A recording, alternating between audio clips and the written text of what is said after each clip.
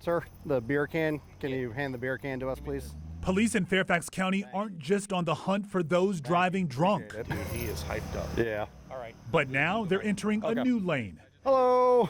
and looking for people driving after smoking pot. There is your license back. Helping lead what's known as the DWI Enforcement Squad is 10-year veteran of the force, Officer James Burleson. No, I just found that I had a knack for finding DUIs. Fairfax County created the squad in 2016, primarily steering drunk drivers off the road. The squad has 10 members, specially trained to tell if someone is driving under the influence of alcohol, drugs, and what type. Got a driver's license with you? They arrest dozens of people each year in the county for DUID, mostly marijuana.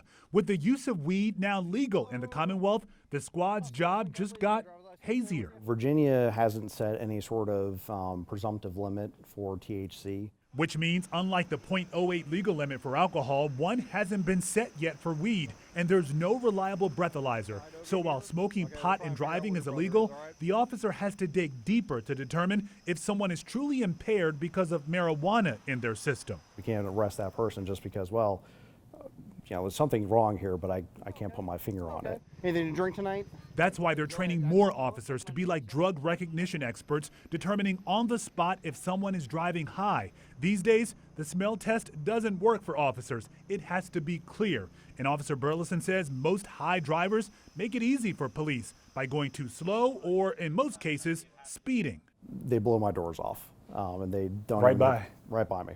Don't even hit the brakes. Again, it goes back to that information processing. They're not recognizing, number one, the speed that they're going. Number two, that's a marked cruiser. I should probably slow down. So you don't know how intoxicated they might be.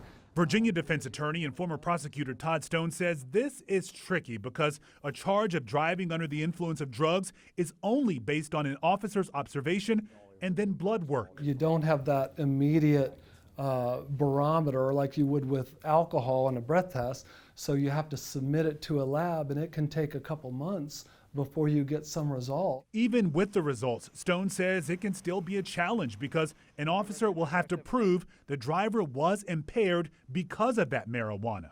It's always been true that the majority of the driving under the influence cases are alcohol cases because it's easier to see that level, to smell the alcohol, and to make the decision to place someone under arrest. Have a good rest of your night. Drive safe.